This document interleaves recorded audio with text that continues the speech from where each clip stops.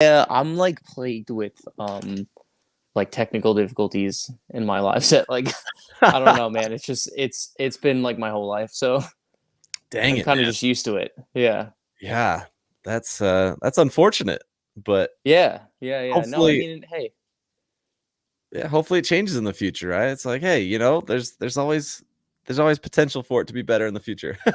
you know what? Honestly, I've really grasped on like I've grabbed onto hope for as long as I could. And like I just feel like I need to let that sail.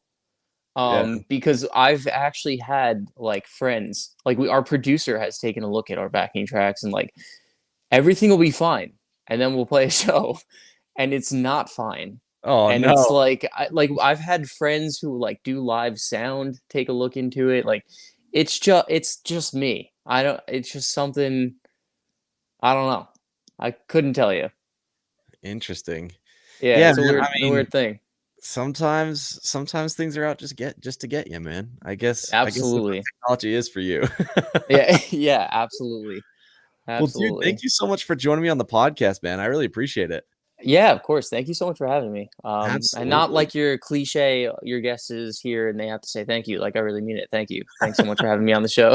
No, absolutely. I love it. It's always fun for me to get to know new bands and listen to new music because obviously, you guys are putting out some super dope tracks, and I'm excited to see where things are going because um it's kind of cool. Like each track you've released has gotten progressively better and better, Thank and, you. and it's also evolved the sound for me. I was like, you start with "Save Me." And it's like, okay, I know what they're gonna sound like, and then you listen to what is it? You'll Never Know, and you're like, oh, Yeah. never mind. You're right. You'll never know what they're gonna sound like next.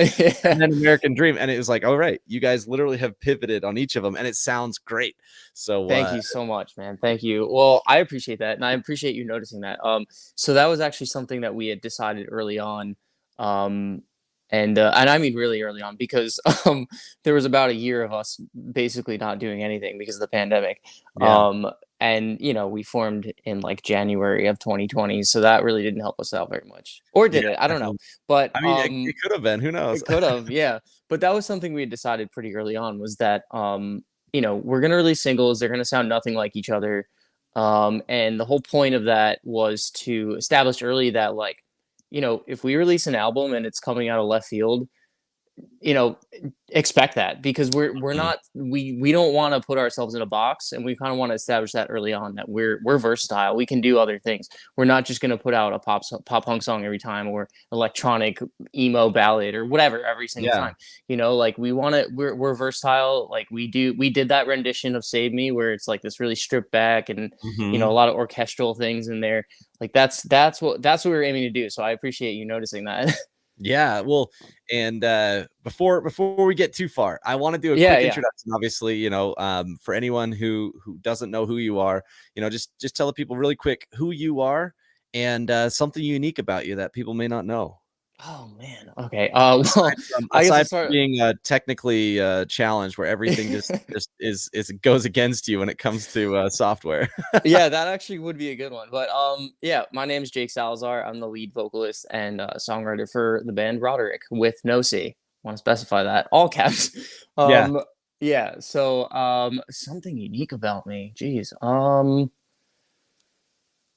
I have okay. So and I don't know if like my friends would know this, but I guess no one else would know this. Um, I have like just as much of a love for um like business as I do for music. And it's weird Oh, because you don't really get that with the creative very often.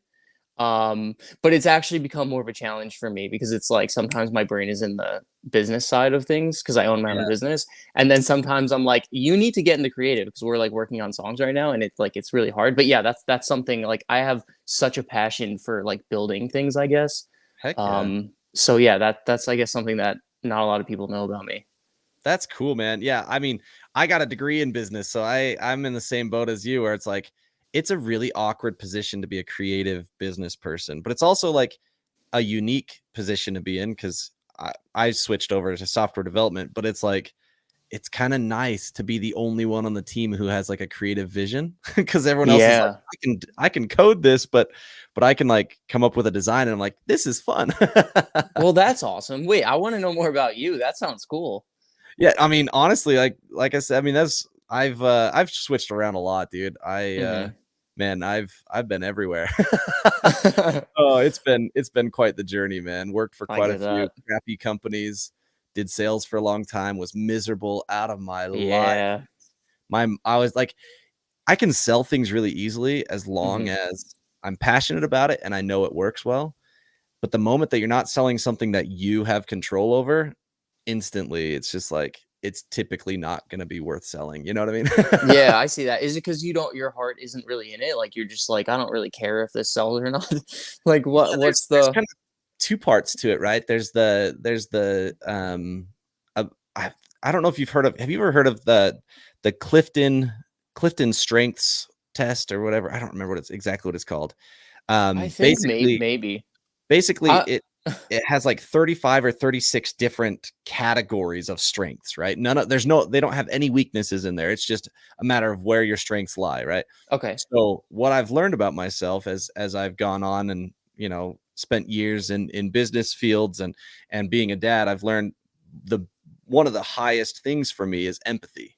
So I want to know that when I sell something to someone, that it's actually going to benefit their life, because Oh I man. feel like I want it to benefit because I can kind of feel what they're gonna, you know what I mean? So for me, it's like if it wasn't gonna benefit them and they genuinely didn't need it, I'm not gonna be that guy that keeps pushing it. You know what I mean? Oh man, that's a huge downside of being a salesperson. Yeah. Yeah, that's like the Yeah. anti-salesperson. See, but the thing is, when I had stuff that like I was one of the top sales guys at one of the companies I worked for because it was a great product and people did need it. And I was Mhm. like, I was able to really help them. And it was an easy sell. And so it's very weird. Like B2B is much easier for me than B2C, right? Like selling to Okay. consumers is a bit of a different thing Right. because I don't know, a lot of the products that are being kind of marketed towards consumers, a lot of the times it's like someone may want it or it may Do be a you convenience, really need it not though? something you need. Yeah, it's something that, Yeah. and usually it's more expensive when you've got a sales guy involved, right? So it's like, I Right. know you could go and get this for way cheaper somewhere else, but buy it from me. Oh man. Yeah, I get that, man. So I get oh man. Selling to a business, I don't know, there's not really a face too. Yeah. I feel like and listen, I like I said, I own my own business. So like, that's just as important to me as my own finances, but like it doesn't really have a face as much. So Yeah. it's like I think maybe that empathy kind of, gets diluted a little bit in that. Yeah. I don't know. What kind of business do you own? So I actually own shameless plug. I own Oh, perfect. like I love a it. yeah, so I went to school for music business and I always wanted to know the industry I was getting into, you know? Hmm. So now I own a multimedia company Heck yeah. where we do music video production and we do like concert videography or cinematography, stuff like that. But we also do which is really cool. We also do merch and we're opening up a like a recording studio in New Sick. Jersey. Yeah, where we're gonna be doing like live sessions and stuff like that. So like I said, I just love building things. So I feel like I feel like when it comes to like the day to day, I like absolutely hate it. But like as far as like doing like building something bigger than me, I feel like that's like the cool part of it. It really is cool because it's Yeah. almost a legacy, right? Yeah, I think I'm like actually 65 because I feel like that's really important to me these days, you know? You have any kids or anything? I don't. Oh, I have this little baby right here, but she's not a kid. She's my little. What Okay, kind of she dog is doesn't it? want to be Is it a on. mutt? Oh yeah, she's a mutt. She's a Yeah. mutt. So my girlfriend and I fostered dogs for 2 years, Oh, and cool, man. this little baby, we just couldn't get rid of her, so we foster failed, and that's how she's ours now. We have another one, but he's really moody, so he's in the corner right now. Okay. How old is she? She's 2. She's Okay. she's still a little baby. Still a little pup. She's That's like one of awesome. those dogs that will like walk over to you and like she'll hate you at first, But when she gets to know you, she'll walk over to you and she just loves being with people. She'll like come over and like plop on my lap. Like doesn't even ask any questions. Just comes over and just plops. Like just literally just like collapses. Yeah. And and it's like the cutest thing. And she just like looks at me like, are you gonna pet me now? So yeah, she's like my little baby. Her name's Violet, and then we have Tarzan, who is the moody one where he just like he you know what, he's not moody, he just like really needs to like recharge on his own, which I He's an totally get introvert. that. Yeah, He's he's an like introvert. like I've never seen a dog more introverted than him. But he loves being around people. He just like needs to be away from them sometimes. I mean, I get Tarzan it. is my man right there because Yeah, that's yeah, I love people and I love, you know, being around people, but man, I just need to be alone sometimes. So I absolutely. get Yeah, that. yeah, I get that too. Well, real quick, Jake. So obviously Roderick comes from Edgar Allan Poe. So I'd imagine that Yes. there's a bit of is that from where you are, or is that like is Edgar Allan Poe an artist or an author that all of you guys liked, or how did that come about? So when we were coming up with names, I was the one to really dive in and be like, well, what do I really want this to be about? Hmm. And I had there's a name so there's a name from another artist, which I'm pretty popular artist that was based, oh god, I just lost you. That was based off of a character. And I was like, oh, I never thought about going down that road before of like a character for like a name of a band. And I was like, that's kind of cool. And Hmm. I mean, I'll name drop, I don't care. Their name is they're not even a band anymore, but Mallory Knox. And I was like, I always thought that was the coolest name. I was like, wow, that's a really cool name. And I didn't know that it was based off of a character. So I started Yeah. doing like some like diving into books and stuff like that. And I got to be honest with you, I have such a respect for books, but I am so ADHD that I just can't read them. So like I do a lot of audiobooks instead. Hey, that's where I'm at, Because yeah, man, I just can't focus. And it's like the best and worst part of me as a person, but dude. I just can't focus on it. But anyway, so I read this short story. I actually read it because it was really interesting. And I just felt such this like connection to the character Roderick Usher from the Fall of the House of Usher. And I just felt like, because he's like haunted by all these things of his past, and like um he's got like he like not that I like rapidly aged, but I feel like, in a certain time period of my life, which was at this time, I felt like I was rapidly becoming a different person. Hmm. Um, and like, I just felt like such a connection to him about everything. I mean, he has like broken instruments around his house, and Hmm. like, his house is crumbling, and as he's crumbling and his life is crumbling, his house is crumbling with him. And I was just like, this is like literally embodying me as a person. So I kind of felt like it was such a strong way to embody what we're doing. And then like the visual aspects of what they describe in the story Hmm. are very similar to the things that we do visually as a band. So like, for example, they talk a lot about like um the manifestation of his like dying sister, who's actually already dead, but whatever. Yeah. um that kind of stuff. And I really love that horror theme stuff, but Hmm. it's not so creepy to the point where it's like someone wouldn't watch it or read it or something. Yeah. So Yeah. I was like, I really like the images, or the imagery and the visual concepts that they brought to the table, or that Poe brought to the Yeah. table. Yeah. So it's just, as a whole, the whole story just really connected to me. As actually so much though that I named my company Fall of the House Productions. So it's like, it's Heck literally yeah. like, yeah. So it's like it's all connected. Dude, that's so cool. Like realistically, like I feel like that's what the whole purpose of art is, right? Is to connect, is Yeah, to bring so many, because face it, let's face it, like the fact is, like, he was what, early 1900s, right? Edgar Allan Poe, that's when he was eighteen writing hundreds. He 1800s. was 18. Yeah, Yeah, so it's like so long ago, yet it still resonates. It's that's something, kind of what we were even talking about before. You're like, oh, I'm aging, I'm 65. Like legacy yeah, matters. There's something magical about about creating something that lasts. And it's interesting that it's the irony of it is that it's something that's falling apart is something that lasts, you know. And so that's really Yeah. cool that you found it that way. And when you came up, you know, you said you resonated a lot with the character. Like, did it just kind of um like when did you kind of come up with that? Was this a long time ago, or was this like during the pandemic you're reading Edgar Allan Poe, or had you heard of the character a long time ago and then came up with it later? I've always been a fan of Poe. So I actually Okay. took a class in college that was all about literature, like horror themed literature. Oh wow. Okay. So yeah, so I would read like Mary Shelley's Frankenstein. Like we did all these things. We did Dracula was another one we did, but we also did The Raven by Edgar Allan Poe, and we would like dissect the Mhm. poems and stuff like that.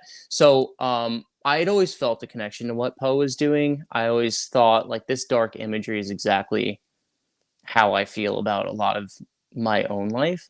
And I just like I felt what he was saying the whole time. But that was very early on. But then, just like everyone else, when I was home for like 3 months doing absolutely nothing, that's really when I dove into Yeah. the name, and I was like, okay, like this took me some time. And then like that was an exaggeration. I was home for about a month, but but just I remember going back to work, and I remember sitting on it for a few days and being like, how would I feel about the name Roderick? Um, and I remember texting my friend and just going on a rant about how well it fits me. I wish I saved those text messages. I'm sure I could find them, but Yeah. me and like what I wanted to do artist wise, and it was so vivid, and there was just so many dots that I was connecting that it just fit so well. It was Yeah. like one of those moments where you're like, oh my god, this is actually perfect. Yeah. Had you written any music at that point for Roderick? Yeah, so a lot of the songs that you're hearing now were written during that time or before. Okay. Yeah, so I had been between bands for about 2 years at that Okay. point, and I did a lot of writing at that time. We're like really far ahead of what you're hearing right now.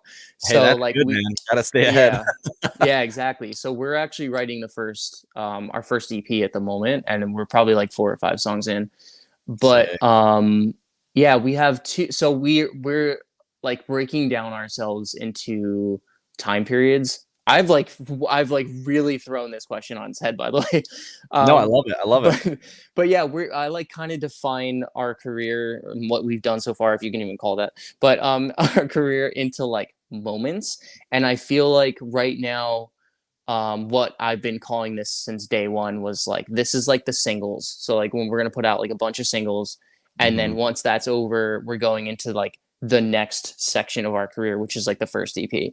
And we have two more singles out on the way, Oh, but sick. they are going to be released together. So and there's a very everything we do, there's a reason behind it. But yeah, there's a specific reason why they're going to be released together. So yeah, but anyway, yes. Yeah, so a lot of these singles were written before this time period. They were recorded during that time period as official, Mhm. Yeah. but they were demos before that. I mean, a lot of tweaking, a lot of rewriting went into them. Absolutely. Yeah, yeah, yeah. Yeah.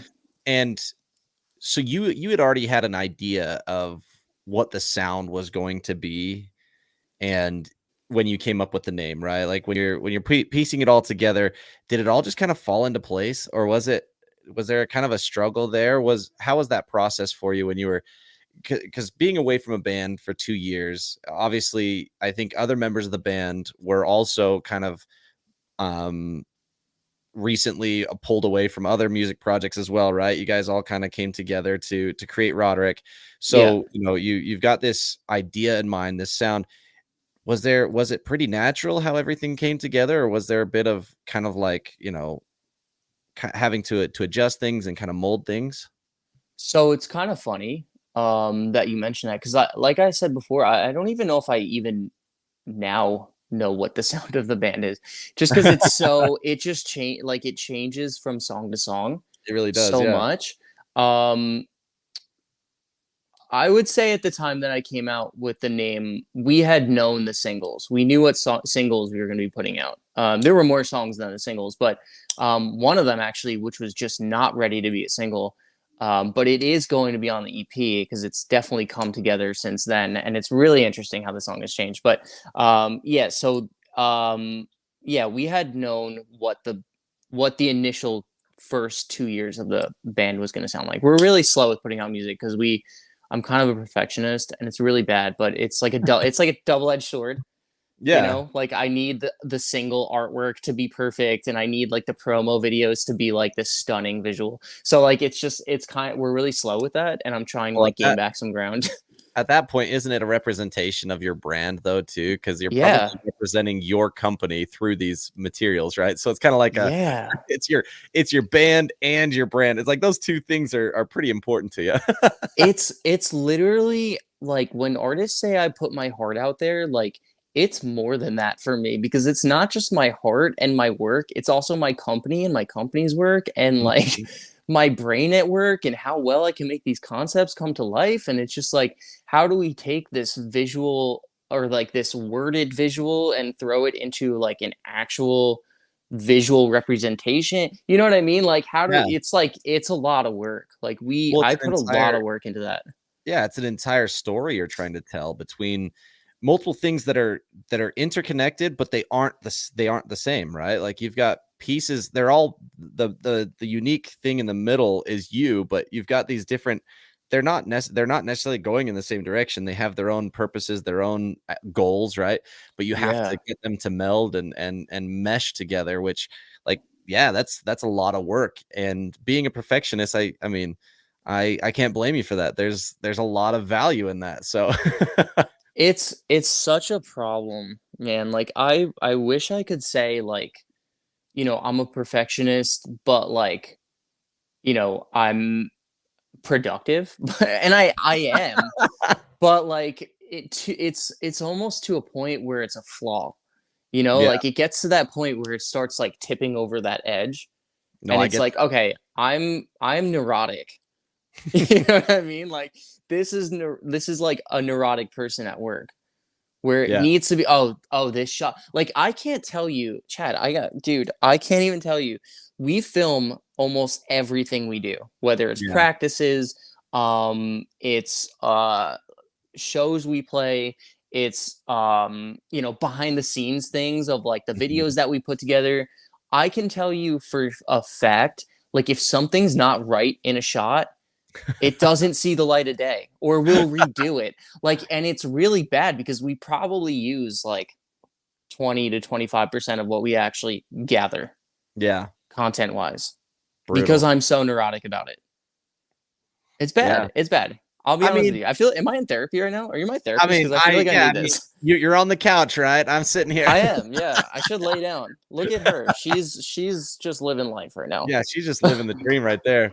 No, She's honestly, doing what though, I should be doing. it makes so much sense though, because I mean, and it also doesn't help, you know, that slight, you know, some people kind of consider it a bad thing. I think ADHD is probably one of the most magical superpowers for some people. Yeah, it is. Um, it's something that I feel really sad for kids who get kind of squashed by it, Hmm. right? Because let's face it, like the education system we have is broken. It doesn't work. You know, we're not meant to just kind of fit in this mold, fit in a box. And so when you start talking about your neuroticism and your particularities, it's like the fact is like I always see that type of stuff as the advantage, right? It's the thing that takes your work to the next level that someone else isn't willing to do. Because that's something that like I'm constantly looking to have an edge somewhere, right? And Hmm. I mean when it comes to this stuff, like I have I have a website building company with some friends of mine, and it's taken us forever to put out our own website. We'll work on everyone else's websites, no problem, right? But Yeah, man. when it comes to our own site, it's so much more like it has to be exactly how it is. It's our portfolio, it's our resume, it's how we're getting clients, it's how we're building our business. But the funny thing is we've held ourselves back by not getting our website that there, you know what I mean? It's kind of this irony where it's like we've built a bunch of websites and they turned out great, but we haven't built our own. Dude, that's literally how I feel because I've done like, you know, so many music videos and so many live videos, and at the end of the day, it's like, well, how many did you do for yourself? And it's like, I've done one music video for myself, Mm-hmm. and we have one live video that we did for Save Me that's coming out next month. Sick. And that's the extent of what I've done for myself. But I've done two things for myself. One has seen the light of day. And I'm working on another music video for another band that I've just did one for last year. They're gonna have two more music videos than I've done for myself. Mm-hmm.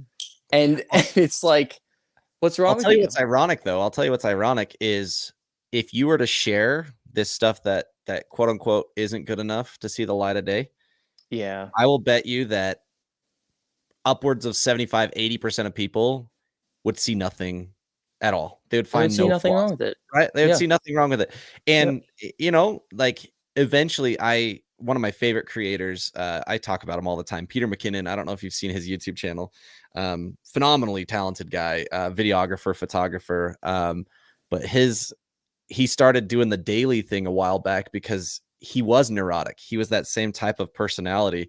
And so he said, I need to just do it. So he said, perfection is the enemy of done. So he just started putting out stuff every single day.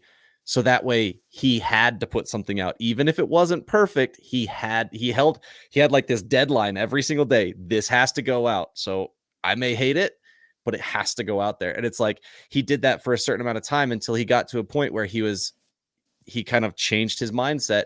And now he doesn't do daily. He does like maybe weekly videos, but I mean, you can see the growth that happened in him from he doing that. And it's like, maybe I should do that. Maybe I should just like, all right, I'm going to create something every day. Even if it's terrible, I'll create it and post it. And then let the chips fall where they may. Yeah. At least it's Absolutely. out Right. there. You know what? I need to do that as like a writer too, because I feel like Mhm. I do that same thing. Um and I've done that throughout my music career, like time in and time out. Again, like I've done it so many times where I would be like, "Oh, this is a great song," right? And I'll write it. And as I'm writing it, I'm like, "This is one of my favorites." And then I'll go to record it, and I'm just like, "This is trash. We're not putting out this song." What a Like I tragic don't want to feeling, put out man. this song. Yeah. Yeah, it's not even just like the video or my company or anything like that. It's literally everything I do. It's like I feel like it needs to be perfect, and that's it's not good. I should change that. I'm gonna change that. I'm just gonna start putting out shit like I straight mean, trash. I'm I'm gonna sorry. I just don't know if I'm allowed to curse, by the no, way. you're totally fine, dude. Of course. Okay. I'm what I'll do, we'll just have like a weekly text. Hey, you did it? You did it? You did it yet? I would appreciate that. I would actually very much so appreciate that. No, I honestly like my wife, she keeps hounding me. She's like, you could do a lot more with your podcast. I'm like, yeah, I know. I could do a lot more, but I am too picky to choose the clips for TikTok, and I'm too like it's like I need to get the exact right conversation. It can't just cut off in the middle of a sentence. And she's like, just put content out there. I'm like, I can't just put it out there. It doesn't work like that. Yeah, yeah, yeah. But it is Well, like, go on. I'll tell you, man. She's probably right. She is. She She's is right. probably I right, know man. she's She's right. right. I I know mean, they she always is. are. Oh, They always are. absolutely. You Yeah, know. that's exactly right, dude. Like Yeah. it is like there is just so much. And I mean, I think that that old adage, you are your own worst enemy. I think it comes true a lot of times in more than just like I think it's just that we sell ourselves too short. You know what I mean? Yeah. As Absolutely. naturally as people, like you can see all these amazing things other people are doing, but not recognize the same greatness in yourself. It's like That's so terrible. true. Yeah, it's so true. I think a lot of the time we don't realize how great our stuff is because it wasn't what we envisioned, but it doesn't mean Mhm. it's not great, you know? It's a great way to put it. Yeah. Because for me, for example, there are things about the American Dream music video that I personally would have changed. But looking back at it, oh man, did I sat on that video for about a month just coloring it because I was like, this is not what I wanted. This is not how I Yeah. expected it to be. But with that being said, I am learning as a cinematographer that different things, they call for different ways of filming it. And Hmm. it's not it so like for example, like I wanted it to be a bit more moody, which would call for more shadows, but at the end of the day, it's not what we were looking to do. When I think about it, the mood that we had set for it with the lighting actually makes more sense for it than my initial vision. So, in that regard, it's actually probably better than if it were moody, because it wouldn't have made any sense. Like, That makes so sense. it just because it wasn't how I envisioned it doesn't mean that it's not great. So, I mean, Absolutely.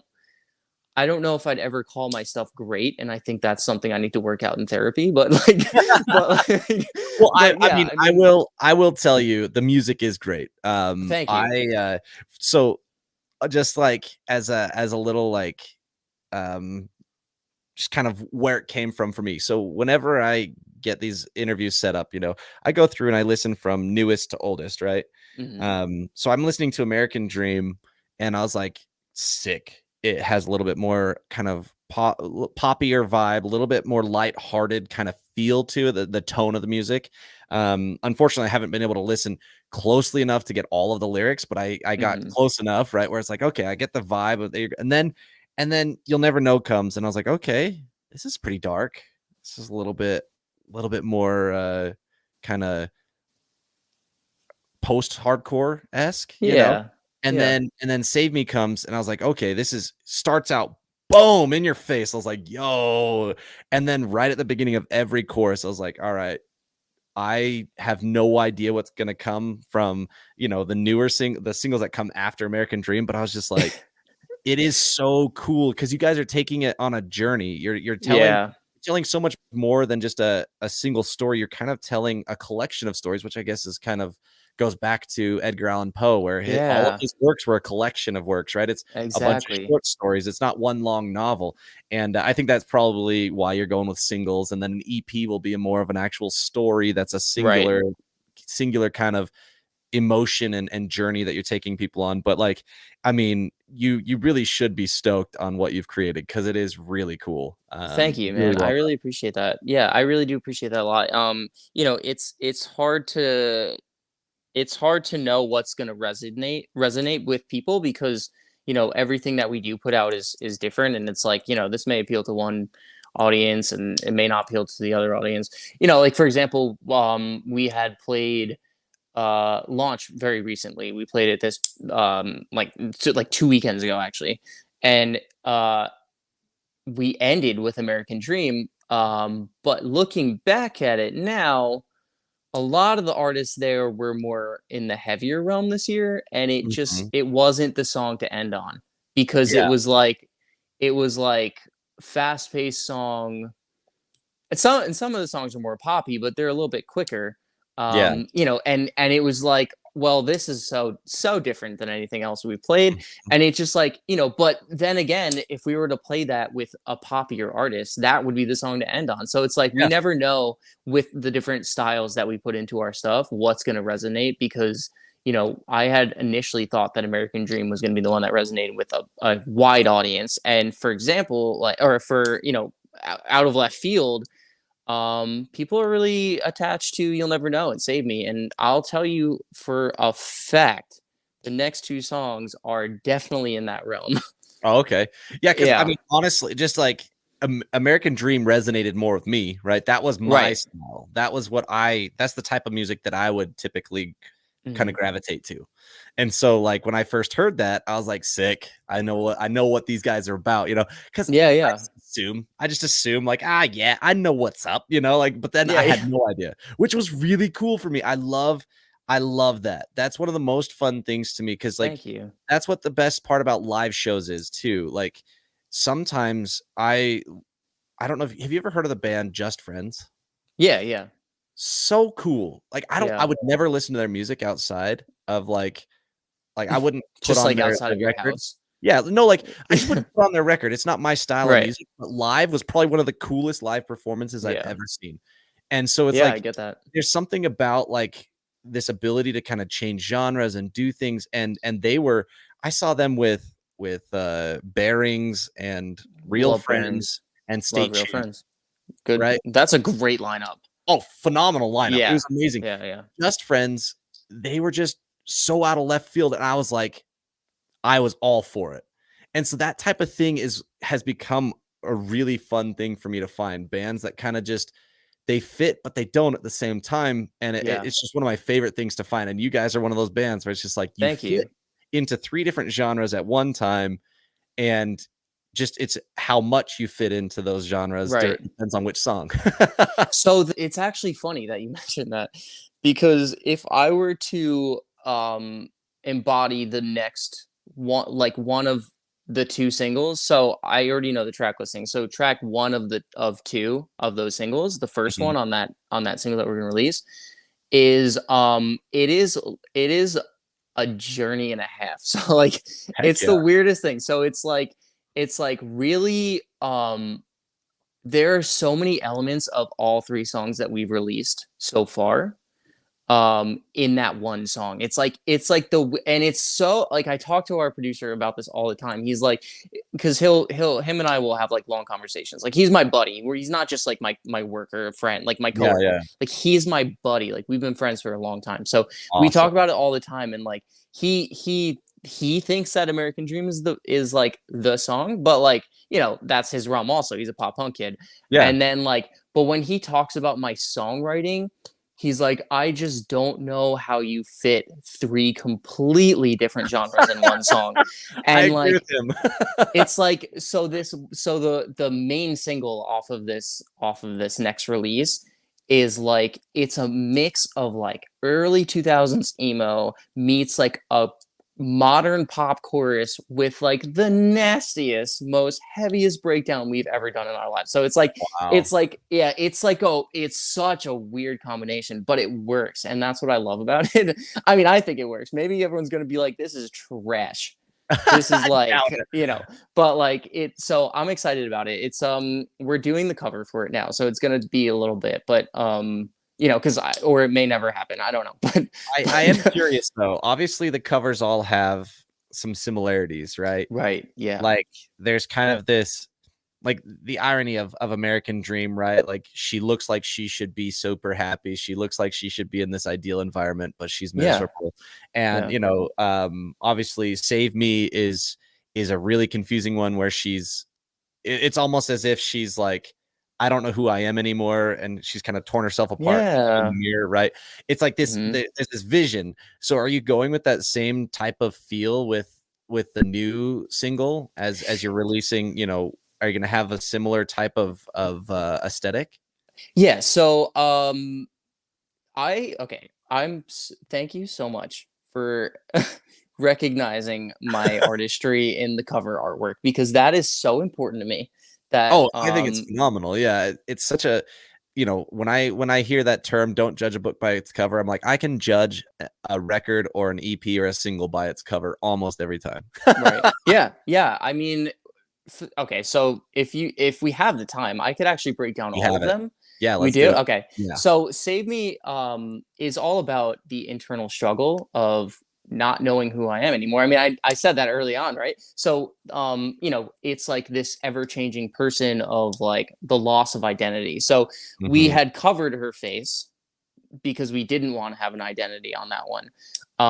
With the blood coming down, because we had this whole theme of like she's ripping apart her face, like you said. So Yeah. that was kind of like the idea and the concept behind Save Me. That was discovered so early on too.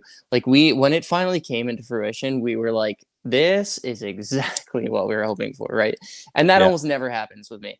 So that was really cool. And then You'll Never Know has this like demonic freaky deaky girl on it, right? So like she's Yeah. got like the pale skin and like Almost like a vampire inviting you in. yeah, the no eyes, like the whited out eyes. Like Yep. we really and that was a lot of post work, by the way. But I'll bet. yeah, it was like hours and hours and hours. But yeah, so that's because that song is about I had been through like a 7-year relationship that ended just before the pandemic, which so conveniently. Um and just to throw my mental state into like such Yeah. a big spiral. Yeah, But yeah, seriously. so I had, during the pandemic, dreamed about her day in and day out, like in my dreams, like not like dreamed Mhm. about being with her or anything. If I were to say anything, I actually ended it. So you know how like messed up of me to be like, oh, I dream of you all the time, but like you can't control what your actual dreams are. So Yeah. um, you know, but in reality, she was like not a good fit for me. She's a great person. I'm sure she's fine, Yeah. whatever. But she wasn't right for me, and it was just a very toxic relationship. So that Mhm. that was what we had tried to bring to the table. Of that was just this like it, deep down under the surface, this like really pretty girl is like this demonic figure who just kind of Mhm. grasps onto your life and just holds on for dear life. What's that Um, what's that movie, What Lies Beneath with Harrison yeah. Ford? Oh man, you know that movie? Love that movie. I Oh man, I me do not do too. well with scary movies or, like, those kind of psychological ones, but that one was one of Yeah. the ones I enjoyed. Really? So I had watched that as a kid, and it actually scared the crap out of me. But Terrifying, yeah. I actually watched it during the pandemic because I think it was on Netflix, which is funny. Yeah. Yeah, that you mentioned that. Yeah, it's a good Kinda got movie. that vibe, though. It's kinda got that feeling of, like, that Yeah. pretty lady who's deep down, like, not a pretty person. Yeah, exactly. Right. So that's where You'll Never Know gets its cover from.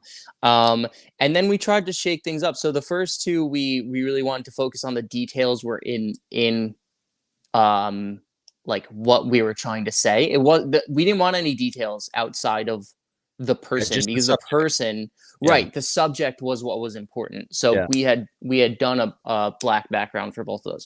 And then for American Dream, which is actually my current girlfriend, who's stunning and like the best actress I've ever met in my life, Awesome. who's also in the video, of course. So yes, we had done this one scene in the video, and that was actually taken directly from the video, Oh, heck because yeah. she just nailed it so well, with that like crying smile, and that's her real tears. She's really good at crying. So I'm sure that comes in handy for her sometimes. But anyway, um, I don't want to sound like I'm like a like anyway. So No, yeah, no, so you're she's good. yeah, she's really good at like fake crying, like acting like she's crying. And she's so we had taken that from there, and the concept behind the song is like, poppy and upbeat as far as the sound and the tone of the song, but the lyrics are really dark. So that was the whole point, was this like this person who on the surface is in this 50s like living the American dream, but Mhm. underneath is just this broken person. So that's where we had gotten the concept of that. And then for the next two singles, which I said before is together, we are doing a split cover, and it is Oh, heck going yeah. to also embody the same thing, same concept. Yeah, same. That was a really, really long walk around for your I answer, love but it, dude. yes, I it love it. will This embody the same concept. We will be leaving that concept once the singles are done. See, this is the type of stuff that I like. Why I started this podcast in the first place was like, I'm, one of my favorite things is like the commentary albums where you hear a commentary song, then you listen to the song, and then a commentary, then the song, and you get Yeah, to kind of hear not necessarily the background of the story, like the story of the song, but like what's happening that led to the song, because yeah, that's very different. I don't really want to know what inspired the specific lyrics right. necessarily. I want to know kind of how they came up with the sound. Like one of my favorites was um let's see, it was the Blink 182's self-titled album. Hmm. I have that Classic. special edition with the commentary, and the things that they talk about in terms of how they came up with different sounds, like um the that song Down, where Hmm. the drums are kind of sounding like they're kind of rotating. They literally are. They had like a microphone on a turntable, right?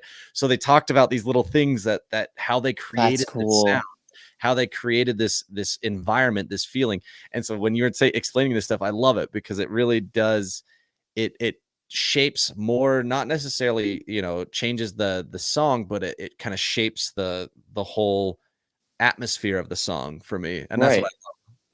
Yeah, yeah. Well, thank you. Yeah, I love this kind of stuff too. I feel like, like I said before, there's nothing that you'll get from like a Roderick song or a Roderick post or a video or anything, that every little thing is there for a reason, and I try to do that so specifically because I don't want there to ever be something where they're, where someone tries to dissect something and they're like, and I don't have an answer. I just feel Yeah. like there's a reason why I'm putting these things in there, because it all tells the same story.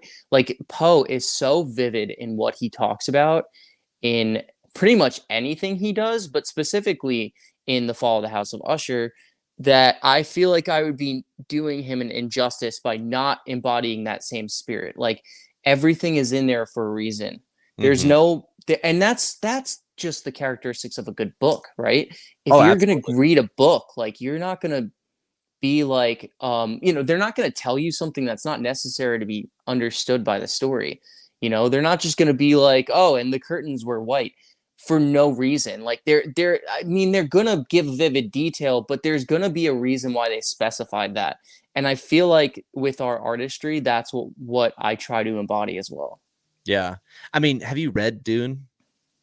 No, I You can't may read. second guess that. You may second guess Really? your yeah, no. There was a lot of details in there. I was like, "Why are you?" I Okay. was listening to it, right?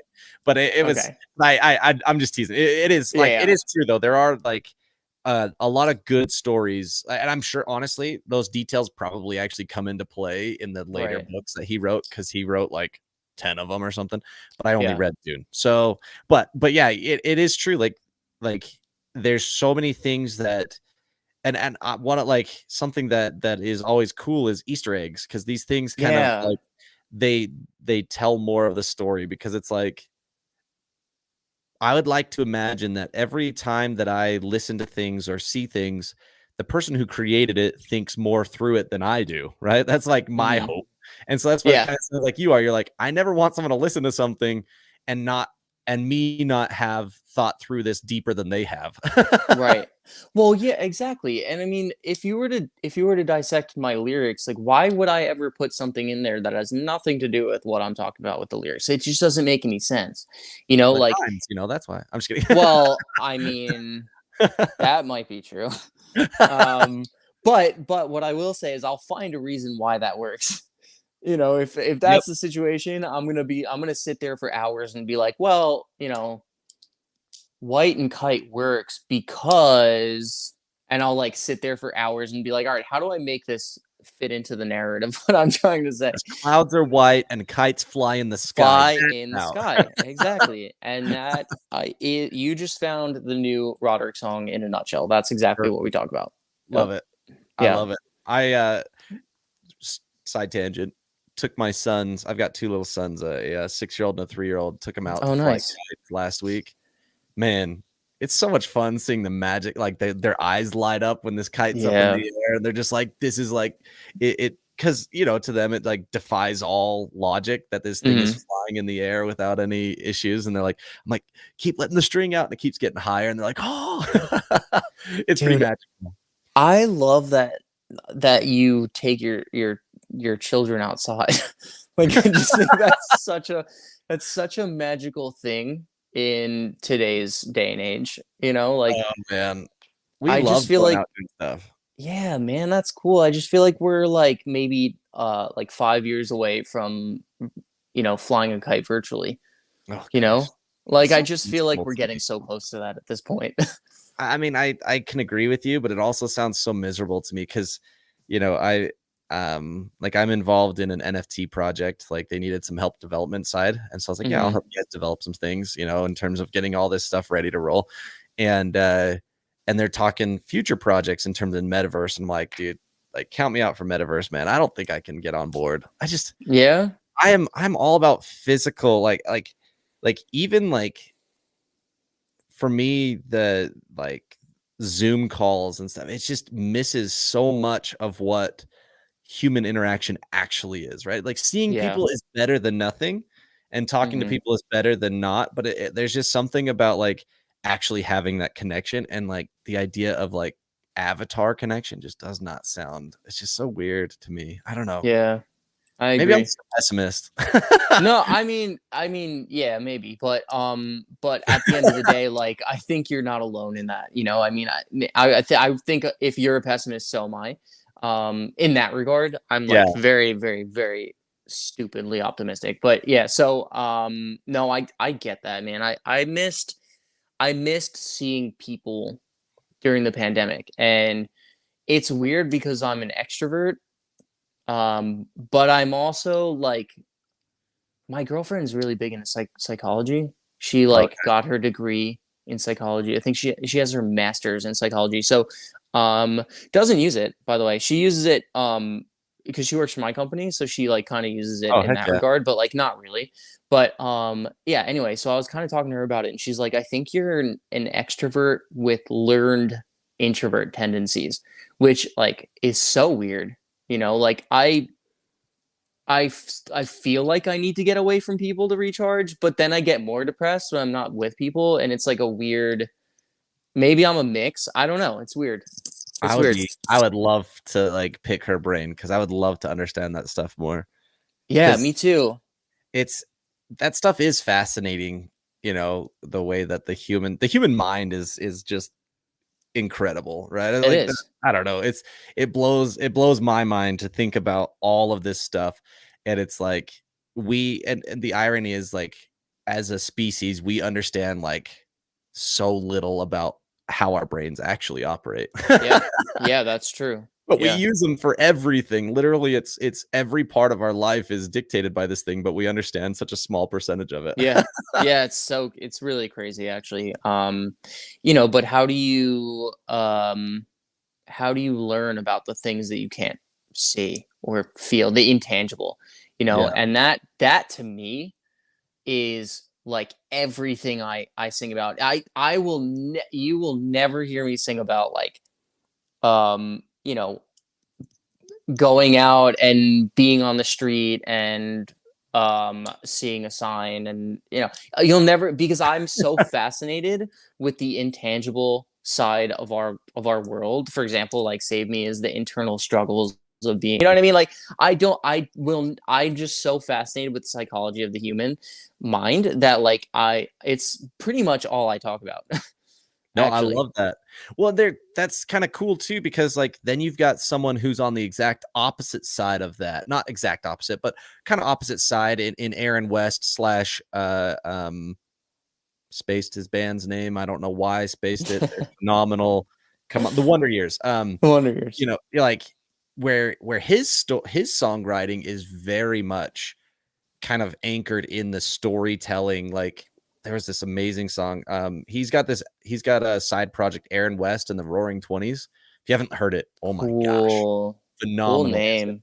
Yeah, super cool music. He's got like a full on like jazz, like he's got trombones, trumpet, Hmm. saxophone as a part of his band. It's like this huge, it's amazing. Anyway, That's awesome. he's got this whole song um about basically his whole life falling apart, right? But it's such a vivid story that you kind of start feeling sad while listening to it because of how vivid and great the song is. So yeah, I would recommend listening to that album. It's cool because both of them are just as impactful to a listener if the listener cares to listen, right? Like whether it's a physical story or just the story of the actual mind happening. Like both of those things are just as impactful. Oh, you're muted. Hold up, hold up. I can't hear you. I lost you. Oh no, I lost you. I see you still, but I'm not hearing you. Let me see here. What the heck happened? Let's see. Hold on. How about you leave and try and come back real quick? Are you able to do that? Because I don't know what's going on.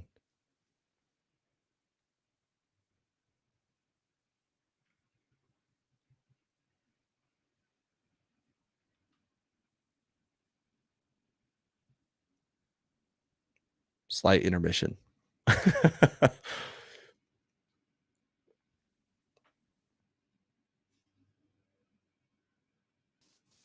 We All good? right. Yep, we're good. We got you There we back.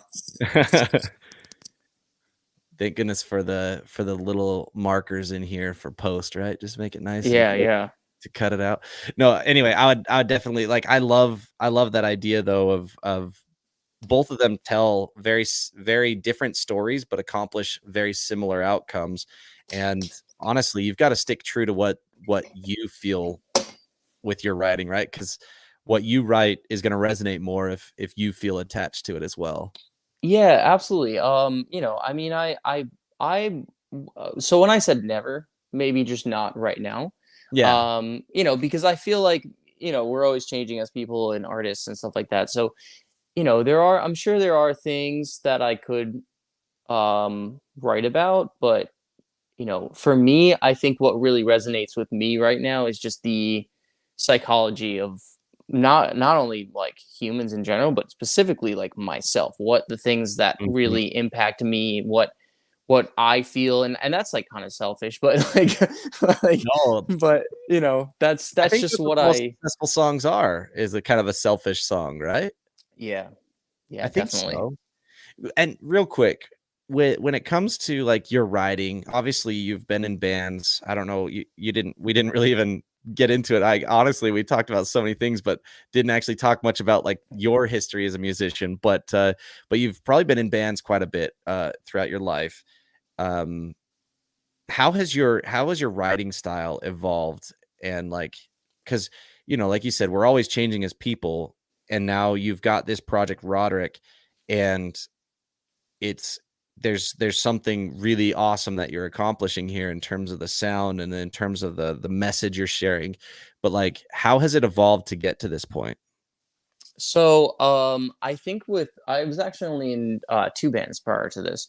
Oh, okay. And the reason why is because I was in one for a very long time. I used to be in this band called Approaching Troy. We did a lot of stuff where we toured the country. We did a lot of stuff. We put out two EPs, which I think is like where a lot of bands like throw in the towel. I think, but Yeah. yeah, we had put out two EPs. We stupidly signed to a record label and then got all of our creative identity stripped away from us, which was great. Dang it, You'll man. hear about it on the next EP. And yeah, Which so we'll talk about again. You'll come back on the show. We'll talk yeah, about that. Yeah, yeah, yeah. yeah, exactly. So yeah, but I think something that had happened with that band, which is exactly why we did what we did, was I feel like we had put ourselves in a box where people had expected us to be this like emo 2000s kind of band.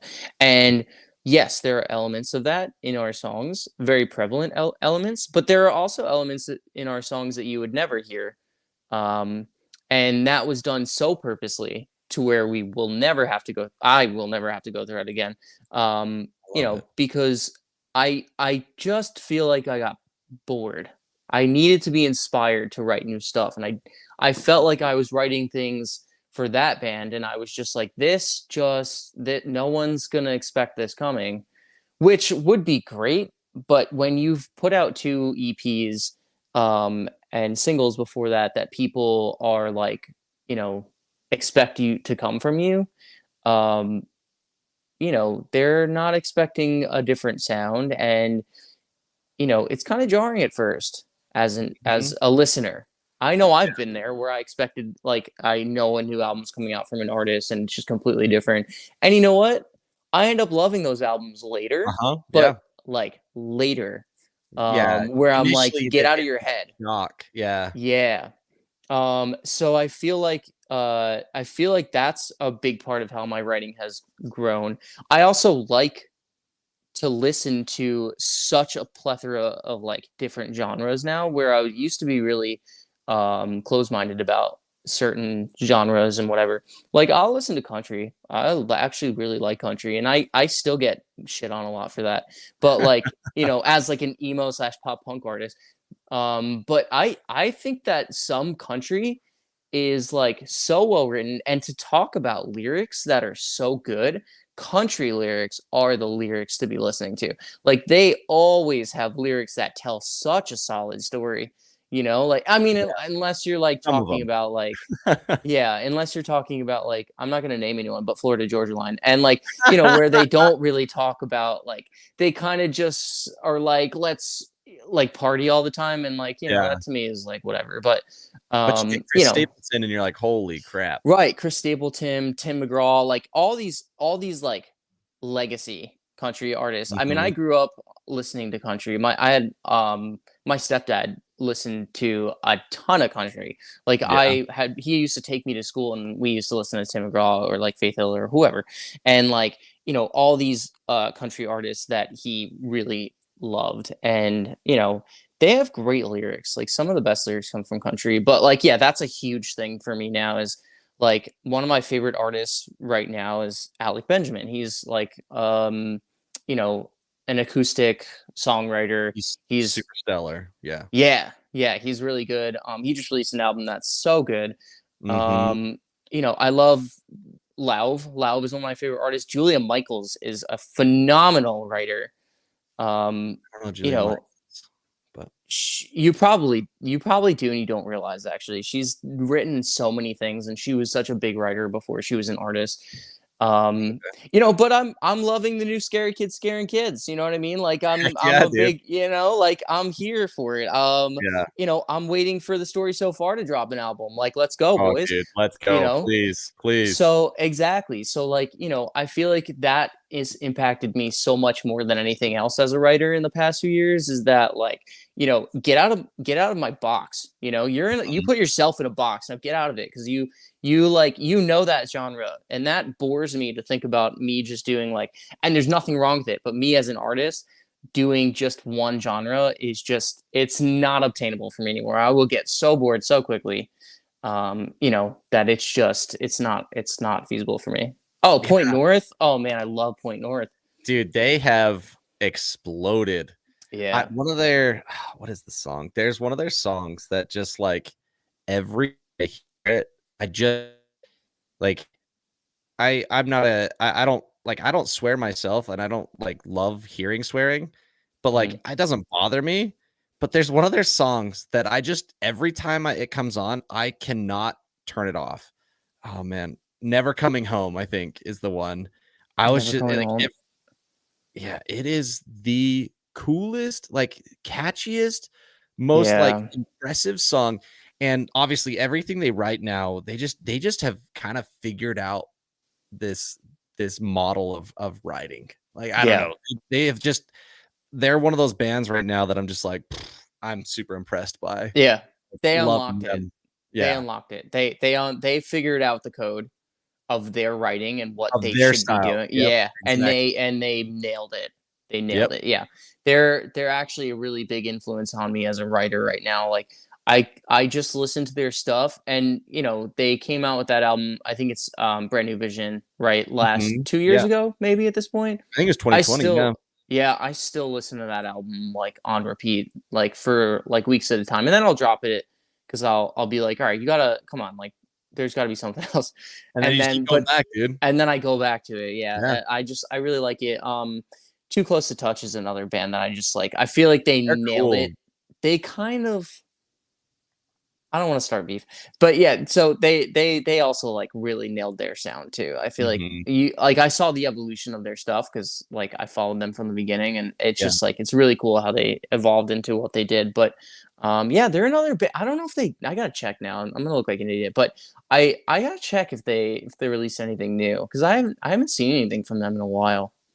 I'm gonna look right now because I Yeah, I always have to because they're a band that I've enjoyed for quite a while too. Because 2016, their Haven't Been Myself album was I can't believe it's been yeah. that long. Holy crap, Oh my 2016. gosh, 2016 was when that album was written. Or Yeah, released, was actually. released. Yeah, I Jesus. thought it was a lot more recent than that. Me Holy too. smokes! Yeah, so 2020 is like they released a um Another like a EP, right? 3 no, it was like a 3-song single is what it was, Oh, but yeah, yeah, yeah. yeah, that's like they have a remix that was 2021, but that wasn't really that was just a remix of an old song. So yeah, it looks like So, not much has come recently. of their singles, I felt like the last one they released was the best, in my opinion. I thought it was the most diverse. It had like a lot of fun elements to it. I don't know. I'll have to I'm check I'm it out. gonna be I'm someone's gonna be like, you're so wrong. But I really think that that one was the best one that they released since that album. Here's Haven't been my myself. attitude on it. No one can be wrong about what they like. I know, I 'Cause know, I know, but tell the internet that. You go ahead I and know, tell the right? internet Like, that, and then uh, yeah. screw the internet, man. Like, because it's like when you were talking about bands that have kind of like pivoted a bit, like changed their sound a bit, the one that literally instantly came to my mind where their Oh wait, album I loved. I think I know who you're gonna say, but go on, say it. Okay, you say who you think I'm thinking. I'm thinking you're gonna say Grayscale. No, but I did love their new album. No? I Okay, absolutely me loved it. too. Me I was too. thinking Because they Emerosa. pivoted. Oh, So Emerosa. Emerosa's album was so good though. So good. It went from yeah, I instantly was a fan of their new album, but it Me was too. post-hardcore to pop. And it was like Yeah. the most like jarring change, but I was like, this is Hmm. natural. This makes sense for them. It just fits. I don't know Yeah. why, I don't know how, but it just fits. Yeah.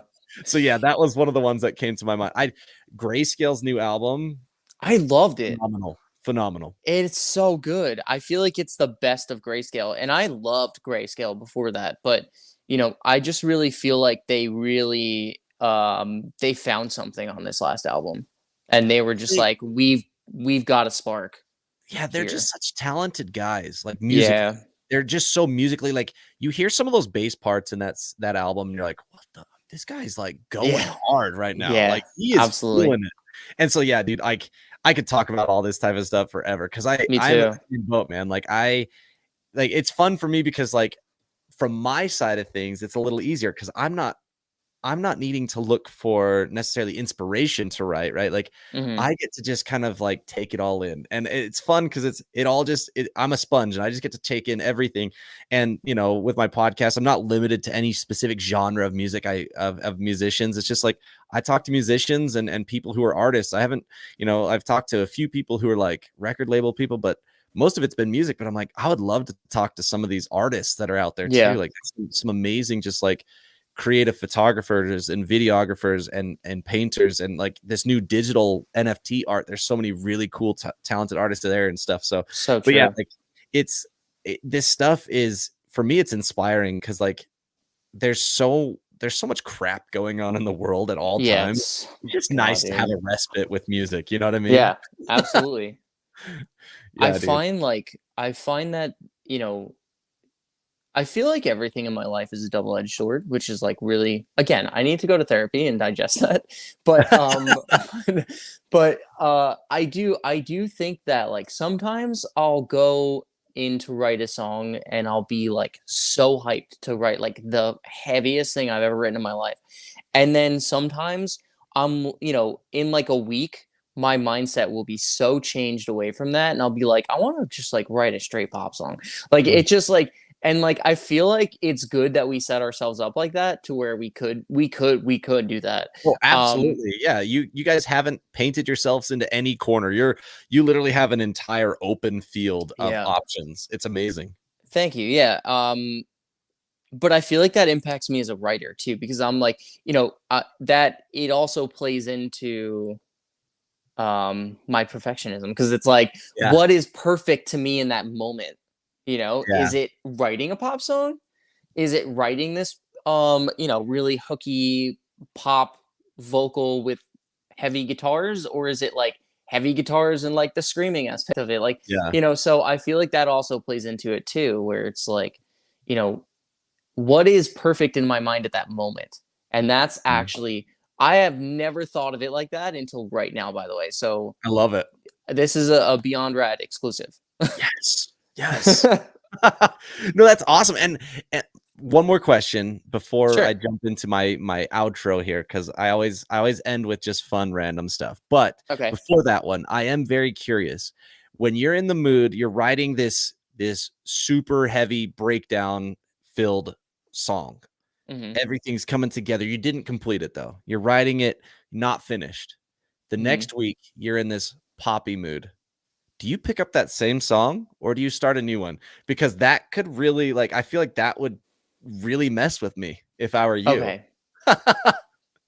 Um, yes, I do. And I think that's actually part of the reason why our next single is so bipolar is because I did do that. I love And it, dude. yeah, it's not it doesn't always work.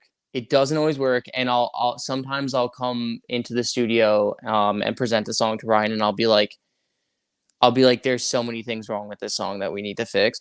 But sometimes, and I mean sometimes, it's a beautiful bipolar masterpiece. It's this And magical bipolar creation. yeah, yes. So, just sometimes. It is not all the time. That's Um, that's awesome. it can work. And I think only one of the songs that we've released or are going to release is an example of that, and that's our next single. Um, you know, because other than that, the songs are pretty contained to themselves. Mhm. But yeah, so it's very rare that that will work. Most times it ruins the song, in my opinion. So for me, once I get into that groove, it's like all of a sudden a switch will go off for me. Like I'll be writing garbage, and then all of a sudden a switch will go off, and I'll be like, "This is the direction. This is how the song, is gonna go." And then I'll go back and fix the first verse, or I'll fix the chorus, and it's just like the whole song will be written in like 2 hours. And then sometimes that'll happen, and I know it now to where like if I get to the bridge, sometimes I'll just stop at the bridge and then I'll be like, all right, well, a week later I got to go into this, and then that'll happen and it'll ruin the song. But something else that's also funny is I almost never finish a song. So I'll get to the end of the song and I just will after the last chorus and I'll just be like, all right, I'll finish it later because I got 90% of the song done. And then I'll like if you were to ask Ryan, our producer, he'll tell you I've come to him with every single song not having an outro. There's no end to it. There's not one song because I'll just be like, all right, I've done enough for today. I feel like there's not like it's there, it's in the song. I just need to find the outro, Yeah. you know? Yeah. Um so yeah, that is actually something I do very common. Like it happens very often. But it doesn't always work. Yeah. Yeah. Dude, that's interesting. I when you were talking with your newest, I'm really excited to hear this new single, by the way, because of this. Oh man, the anticipation is there. I overhyped it. Now you're gonna hate it. No, you can always shoot it my way before you release it, I mean, like, Okay, yeah, maybe I will. no, Maybe I will do that. I I always like to joke about that. It's one of my favorite things, like hearing music before people are like, I heard that first, sucker. Yeah, maybe you know what? I honestly might. Chad, I might actually I do mean, that. I I'm would actually love it. serious. I would love it. Yeah, yeah. But when you were talking about it, there's this album, a band that I really, really enjoy, a band called Capstan. Have you ever heard of Oh, them? Capstan. Yeah, yeah, So cool. Their yeah. album, Restless Heart Keep Running, Hmm. that's what it kind of feels like you're talking about, where they go from like this beautiful piano to like this very poppy and then just this heavy, like screaming breakdown. I'm like, I'm very interested to see if it has that same, because that was one of the most amazing albums It because might. of It that might. journey. Yeah. I mean, it. There's. I don't want to spoil too much. There's a part. I There's one don't part. spoil it. No, it's fine. There's what I mean. You're just gonna have to hear it. But there's one part of the chorus where it's literally just a vocal line. Like there's nothing else to it. Like it's that poppy to where just the vocal line, we felt that the vocal line could carry the entire chorus for That's one awesome. entire like cycle of a chorus. So Wow. like it's that and it's like the chorus is it's the obviously like some of the instrumentals are heavier, but like the vocal melody is ripped.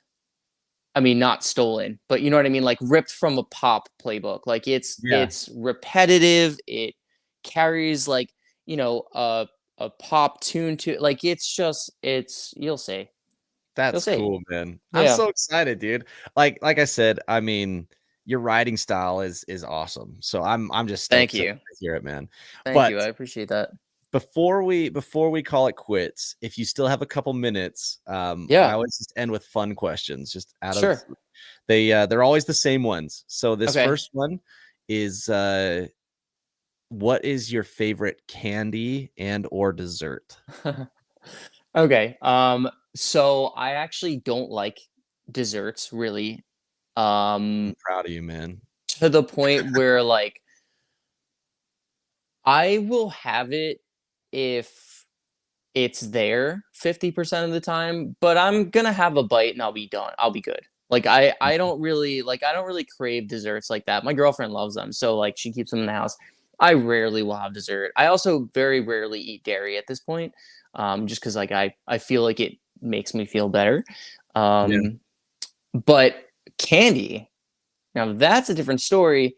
If you're Okay. talking about sour candy, so Yeah, I any don't. kind of candy, man. Yeah, so I'm not a big like Jolly Rancher fan or like stuff like that. If it's sweet, I'm not really into it. If it's sour, like Sour Patch Kids or like um toxic waste like or what are those like Warheads? warheads, yeah, like anything like that. I love sour stuff, man. That's my go-to. If I were to say anything, it's definitely Sour Patch Kids. Awesome, dude. Huge fan of it. There was oh man, do you like sweet tarts or those like not like I do. I think they're yeah. I do like because sweet tarts actually. there's some of them that are really sour and some that are just Yeah. like sweet. But like I Easter time I always get those candies and I gave my son one of them and he loves Sour Patch Kids, just loves them. But he takes a bite into this sour patch or into this sweet tart. He's sitting on my bed and he just like spits it out and then throws up and I was like, "No!" because it Oh was my too sour. He's gosh. like, "Too sour, too sour." And I was like, Oh my no, gosh. what did I do?" That's like yeah. I would never expect that from like a sweet tart. But you know do you remember? I don't know if they still sell them, but they still sell like the big ones that come in like four in a pack, Oh, dude, and it's those each soft ones. ones? Yeah, the Oh soft my gosh, ones. I Those haven't are had those in years. Those so are good. incredible. Yeah, Dude, I those gotta are find awesome. those. Yeah, dude, I gotta find those again. Because Yeah, I I know like that those they a do lot. like the big the other one I love is those big taffies, like the big Laffy Taffy, the giant Okay. ones. Yeah, But I yeah. know obviously that's sweet. That's not It's too sour. sweet for me. Yeah. Dude, you gotta try the sour Skittle gummies. Oh. Okay. Yeah, That Skittle sounds good. gummies Yeah. are freaking awesome, but they have sour ones now too, which are pretty good. Ooh. Yeah. I'm a big fan. So I don't even know if they even make them. Do they even make sour Skittles anymore? They do. They brought them back. They Yeah. do? Because they They are are. so good. Yeah, I've been seeing them in stores. That's one of my son's favorites. The one who Oh threw up yeah. from the sweet tart That's loves so sour weird. Skittles. I'm like, what the frick? Sour Skittles are definitely more sour than Sour Patch Kids. Oh, I agree. Way more They sour. are. Yeah. They are way more intense. That's crazy to me that he threw up from a sweet Yeah. tart. I don't know. Um, Maybe it was just like the fact that it was like when you bite into a sweet tart, it kind of engulfs your whole mouth and it doesn't go yeah. away. Unlike sour, like the sour sugar, it kind of dissipates pretty quickly. Yeah, So yeah. maybe it was like the intensity stayed too high. I don't know. I was just Dude, like, no. my mouth is watering What? thinking about those Yeah, sour Skittles right now because they're so dude, sour. they Um, really are. I'll eat them too. I have no self-control. I will literally eat them till the whole like my whole mouth is like ripped up. Anchored. Yeah. Yeah, dude, I have no self-control. If I get those big bags of Sour Patch Kids, which I do very often, um, Mm-hmm. I have to stop myself from getting them because I know there's no self-control once I have it. Yep. So, did you ever have oh, it's coming up. Ooh, they have this like 4th of July like red, white, and blue Sour Patch Kids.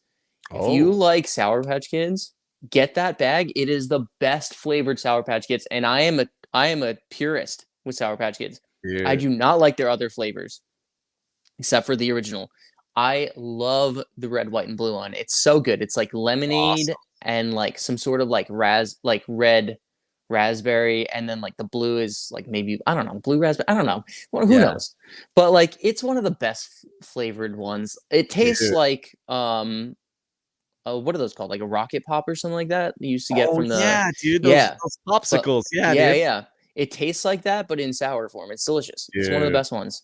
Bro, I'm all over that. I'm definitely gonna Yeah. get that this year. Oh, Yeah, my look mouth for is it. It's really watering, dude. good. I love candy so much. It's a problem, I man. yeah, man, if you're yes, me too. Oh man. All right. Next question here for you. This one, sometimes it's hard to come up with your single favorite. So I'll allow you, top three or top two, whatever. But favorite movie? Oh, okay. I'm a cinephile, man. I really like I love movies. it. Like I'm obsessed with movies, I think. I think I've and that's where like my cinematographer Hmm. slash videographer background comes from because I just love how detailed movies can be. Oh man, you're really putting me on the spot with this one. Okay. Big fan of Fight Club. Could watch Okay. that anytime. But I feel like that's a little cliche. So, what if we Actually, go no with? one. I'll tell you this: no one in all my episodes has said Fight Club as their favorite. So, Oh, really? yeah. So Okay. it's not as cliche as you'd think. Okay. Did anyone say The Dark Knight? Because I feel like that would be A really lot of cliche. Christopher Nolan. Yeah, I a lot would. of Okay. Christopher Nolan. I would expect Not that. just Dark Knight, but like Interstellar Right. and Oh, Interstellar's a good Inception one. and Inception's a good Inception. one. Yeah. So Yeah. he's a real popular I director. can imagine. Which is why I'm not going to say that, even Him though and Interstellar Tarantino are is. two of the most popular, I think, Oh amongst yeah, a of lot of course, musicians. of So course. yeah. Ooh, man, you said Interstellar. Now I'm just like, um, can I give you a show? Yeah, that works. Yeah. Okay. The Haunting of Hill House. Best show I've ever seen in my life. It's a Have you TV seen show? it? Uh-uh. Yeah, it's a Netflix show. It Oh, I've is. heard of it. I don't do well with scary things. That's probably why I Yeah, like it's. pursued it. But It is like horror, but with a purpose, and that's the okay. best kind of like scary movie there is. Because you could do like the slasher movie. I think slasher movies are so ridiculous. Um, I don't think those are horror movies. Those ones are just kind of campy to me. Yeah, they have their own like genre, literally just slasher. But Yeah. oh man, I feel like I'm letting you down with this one. No, these are good, dude. So Fight Club, The Haunting of Hill House. Okay, The Haunting of Hill House, and then let's see, I'm trying to think of something unique. I'm just like getting a lot of horror things in my mind right now. Um, damn, there's a lot of dead air right now. Let's just stick with those two. Those are good. Sounds Those good, are dude. good. I Those are like it. good. I I like it. watched Saving Private Ryan recently, which is also a classic. It's a great Yeah, movie. that one's a classic. Yeah. Yeah. I mean, pretty much anything Tom Hanks is in is a classic. Isn't he in that Dude, one? He's in Saving yes. Private Ryan. No, yeah. No, he's Yeah. definitely in Yeah. it. It just really bothers me the whole like conspiracy theory about him, just because he's like my idol. What's Like the I just conspiracy? I love. didn't know there was a conspiracy theory about him. Oh, do yourself a favor and look it up. I don't want to Okay. perpetuate it. So Okay. there's a whole thing about it. I Actually, one of love my friends. I Go on. love him. I Sorry. think Tom Hanks Me is awesome. too. So Yeah, me too. There was like a night where I was hanging out with my team, and we do like this retreat thing every year mhm. um, with the company. I try to just like keep things fun and you know like build a team. Yeah. So we do this retreat thing, and I got like we were all drinking a lot, and then one of my coworkers was like, I have you heard of the thing about Tom Hanks? And I went on a rant because I had not heard it. That was the first time I had heard it, and he explained it, and I was like so frustrated. And like, so one of my other coworkers like took a video of me and like showed me the next. I mean, I remembered, but like they like showed me the next day, and I was just like so offended because I love Tom Hanks so much. Like he might as well just be my father because I love him so much. That's you know awesome. Oh my so yeah, goodness. do yourself a favor, look into that, look into the I Tom Hanks will. conspiracy theory. Yeah, I will have to look into that. I've never heard Yeah, of it. So just yeah, do dude. it after you meditate or something because like you need to be level headed to like endure that. Dude, yeah, because like he's been in some of the like one of my favorite movies, That Thing You Do. I freaking obsessed with that movie. Hmm.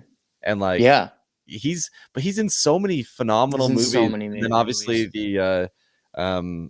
he co-wrote slash directed the Band of Brothers, right? Like he Yeah, participated in that mini series, which was I think so. phenomenal as well. And yeah, like dude, he's done so many cool things. So I mean, he's Woody. And he was like the first guy to kick COVID, kick it right in the Yeah. face. You know what I mean? Yeah. Like, Exactly. he's a BAMF, you know? I think All that right, dude. actually plays into it. I actually think that plays into the The conspiracy COVID theory, by the thing? way. Yeah, yeah, Oh gosh. Oh yeah. my Yeah. god. Yeah, Dude, enjoy that. conspiracy theories are so funny to me, man. I Some know, me things that too. I people, like like, them. decide to come up with. Yeah. I like them on an entertainment level. I don't Yeah. I once they become like people's obsession, I think it gets dangerous. But I I think that hate they're fun. political conspiracy theories, except that a lot of them feel like they're more real than like Yeah. non-political ones. Yeah, Like yeah, all yeah. the entertainment conspiracy theories, I'm like, okay, yeah, these just seem kind of silly. But when it Right. comes to political ones, I'm like, oh, I think the CIA really did have JFK killed. I think they Yeah, did. you know what? I think they did. I don't I'm a little bit bittersweet on those because some of them are they could be pretty believable, Yeah. you know? See, that's what I'm talking Yeah. about. Yeah, yeah. All right, But dude. like Go on. Go on. sorry, no, no, no, you're good. Go on. No, I didn't want to cut you off, man. You go. No, I was gonna say, but like the ones that like become so embodied in our culture, I'm like, come on, like give it a rest already, you know? Yeah. Yeah. Yeah. But anyway, sorry, go on. Yeah. Yeah, dude. I'm on board with that. All right, last one here for you. So obviously, I think your situation's pretty cool where you've got, music as your passion, but then you also are working with a lot of musicians and stuff. Mhm. So, to kind of pull you out of that realm, the last one here is favorite non-music related hobby. So favorite thing to do that has nothing to do with music. Okay. My God, what is non-music related hobbies? Um,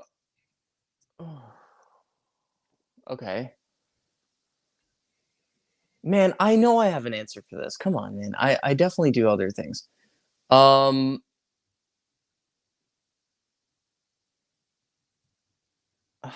my God, dude. I know I said that as a joke before, but now I'm really struggling to think of things that I don't do that's music related. I just feel like I will give you an answer, but I'm gonna tell you I'm struggling because I feel like when you're a musician, your life revolves around that. Hmm. Um, your career and how you're gonna keep building it and writing music and being creative. Yeah, And then when you own a business, your life revolves around it and how that's you're going to true. build a career and how you're going to build something that's, going to be sustainable. And I Mhm. just feel like the past 2 years has been nothing but that. So it's hard for me to give an answer right off the top of my head. But something that's non-music related. This is so sad. Another thing I gotta bring it up with the therapist, dude. It's really sad. I really enjoy. You know what? I got it. Doing absolutely nothing. Hey, that's a I good I one. I just when I can, which doesn't happen very often, I love just hanging around and laying with my dogs, and hopefully if we have a foster dog, getting to know them and just doing absolutely nothing. Take a bath, watch a movie, something like that. That's my hobby. That's my Heck yeah, hobby right dude. now is just giving myself some love. That Some would be my mental hobby. reprieve, man. I love it, Yeah, dude. there we go. Yeah, that's incredible. I mean, that's something that I think people could benefit from. It's meditative, Yeah. There's Yeah. something meditative about not putting pressures on yourself and kinda taking Yeah. all that stress away. I like it, dude. Yeah, man. I'm huge into like so I try to designate at least like 10. Yeah, at least 10. Sometimes if there's like a show or something going on that I'm playing or something, I'll give myself like 3 minutes, but like, because it's really hectic, you know, like preparing for a show. But I need that time to myself. Like, I need that time to just like, I actually meditate for at least 10 minutes a day. I love it, Um, dude. because I'm such a ball of like stress and anxiety that I need it Yeah. because I actually sorry, I know you're trying to end this, but I No, actually no, went dude, I am through not in a hurry at all. okay. I just my thing is always I never wanna take too much of your time because 'cause you're a busy guy. Oh, Like, it's late for you and stuff, so that's all my thing is never, like, I want to cut this thing off because I could talk forever too. So don't even fret, dude. Okay. Well, yeah. So this will I guess be the last part of that, but that has become so important to me because like in the 2020 2021 time period of my life, I had become so overwhelmed with everything in my life that I actually started getting cysts like on my Oh face dang. because like my stress was physically manifesting into like Mhm. this cystic acne that I Yeah. literally like I'm in the midst of like fixing the scars because it got so bad Dang. that like yeah, and like that's something that I'm trying to be more open about with our audience because, stress and anxiety and depression that like really manifests, but for me like it actually physically manifested into my life and I'm able to control it better now because I'm giving myself the time of day. Yeah. um it's not perfect, but I've definitely gotten a lot better at it. But yeah, so that's so important to me, and I'm actually I was a little bummed that that was my answer at first, but now that I'm thinking about it, it's definitely so important to me that I do that. That is like my number one hobby. Like I really like to just recharge Dude, I and love like that. fix You my know, mental state. this I don't want to drag it on too much longer either, but I think it's actually kind of a blessing in disguise to have it manifest physically Yeah. because then you see it. You actually have to address it, right? Yeah. I think a lot of people where it doesn't manifest and they wear the smile, they wear the cheery attitude, but It it's eats at not them. what they're feeling. Yeah, Yeah. they're not actually seeing it manifest. So I think that is actually, like, as I'm sure it was awful, and I'm It was not awful. downplaying that at all, but like the Yeah. fact is, like, I feel like that's kind of an advantage though, because now you're like, I physically see what this mental thing is doing to me because they are so intertwined, right? Like Yeah. there's no way to disconnect the the emotional brain side from the physical, because it messes with your hormones, it messes with Right. everything in your body. And so it's like, dude, I mean, I feel like that's kind of a really cool um opportunity to like, kind of see it that way. Yeah. Like, I don't know, it's like it's terrible that you had to go through it, but it's cool that you were able to see a physical, like, you see yourself, you look in the mirror and you're like, physically you look better, so it's like, I know I'm feeling better too. Yeah. That's kind of cool.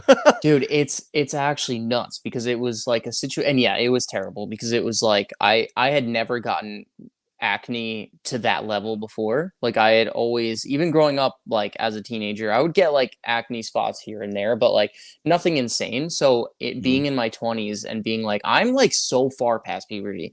Like this is insane. Like I'm 10 years removed from puberty at this point. Like I should not be getting this kind of thing. Was my mentality. People get Yeah, acne in their 20s. yeah. But like it was so crazy because I was like, why is this happening to me? And then Mhm. once I connected the dots that, okay, I notice that in 3 to 5 days after I have a panic attack, I will get a cystic breakout, is when I connected the dots. So now when I have that, sometimes I'll get a little like spot, like a little, it doesn't get, so depending on it, dude, I'm going to tell you, it's like the weirdest thing. Depending on how bad my panic attack is or how well I handle it, the easier to resolve the situation. So if I have a Mhm. really bad panic attack, it's something that's going to take like a week to resolve on my face. And Dang. like it's insane. But like if I have a really bad panic attack, I know for a fact in 3 to 5 days I will get a breakout. It's so spot on that like sometimes I'll get like a little spot and I'll be like, damn, was I like really stressed the past few days? And then I'll think back and I was like, yeah, I was like really stressed the past few days. Like and then like, so you're right. Like it's such an indicator for me when I'm in like a bad spot or like when I'm really stressed out or anxious about something because I'll know like in 3 to 5 days, this is what happened. But how It's cool you can so reflect on it and make changes going forward. That's so cool. Yeah. I mean, it was such a pain to figure out why this was happening to me, Oh, man. but Oh, I can't even imagine. because I would go to dermatologists and they would just be like, "Well, you have acne," and I'll be like, "Yeah, but I haven't before. So like, what's happening?" and then they would treat it with over the not over counter, but like prescription medication, but it doesn't Yeah. work because it's not coming from bacteria. Yeah. It's coming from inside me. I'm emitting these hormones that are probably Yep. coming out of my face. So like so like, that was really stressful and really scary because, when you have something going on with you and you don't know what is happening, it's really scary, and that Mhm. perpetuated it, and I'm sure that made it worse, but I'm happy to know now because now I can control it, Absolutely. and when I'm feeling stressed, you know, I'll go in wherever I can, whether it's my office or my bedroom and wherever I am. I don't care. We were playing launch, like I said 2 weeks ago, and I went up to my hotel room and I was just like, I need to leave you people because I can't. I'm very stressed right now, Yeah. and to my band members, and I was just like, See, I but need to go. I need to get that's away so from you. healthy. Yeah, I think more people being able to recognize that within themselves and being able to take those mental breaks, like yeah, it does a lot in the long run for your overall mental health. So yeah, dude, like yeah, that's I mean, that's a very unique manifestation of it. But like I said, I think it's kind of a blessing in disguise that you're able to see that. So that way you can yeah, reflect on it and be like, okay, what caused that situation? How can I not have that run in the future? How can I avoid right, these types of things? And it's like, man, like, it's funny because that's stuff I'm constantly trying to teach my kids, right? Is I'm yeah. trying to teach my kids like, hey, recognize these things, recognize when you're getting frustrated, recognize when you're angry, recognize when something is making you sad. Like, Dude, that's incredible. I wish my parents had taught me mindfulness back when I was that young, because that's something that I feel like I struggle with now because I was never taught. Okay, be mindful of how you're feeling, you yeah. know? Um, but yeah, man, I mean, that's to me, I feel like it's sucks that that happened with me. But at the end of the day, you know, my lyrics are all about mental health and mental Mhm. status and stuff like that. So I feel like it kind of intertwines with my message as an artist. And I think that, that's something which is why I'm so okay with talking about it. Cause normally, for me as a perfectionist, I like if I have like a pimple or something, I'm gonna cover that shit up, man. Like I'm Yeah. not gonna lie. Like if I have a show, I'm covering it. Like I don't care. Yeah.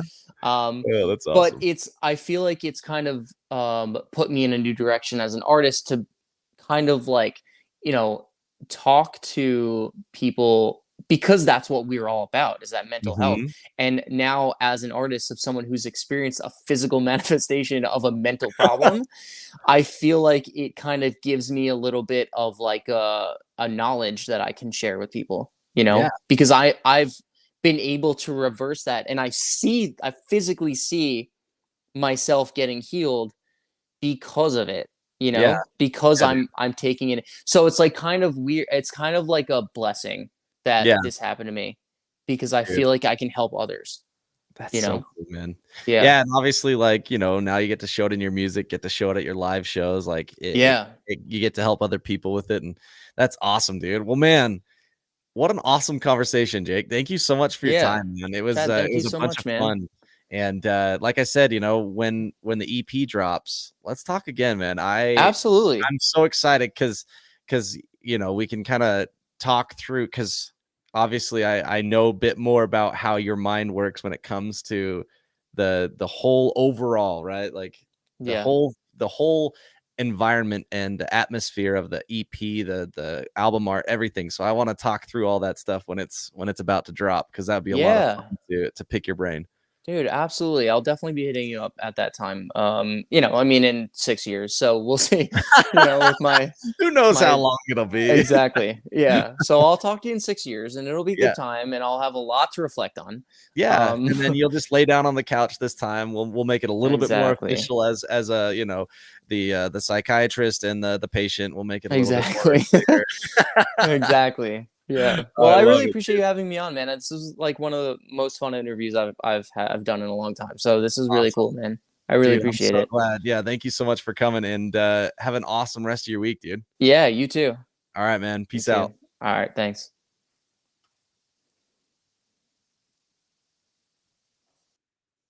Awesome. What's up, Vel?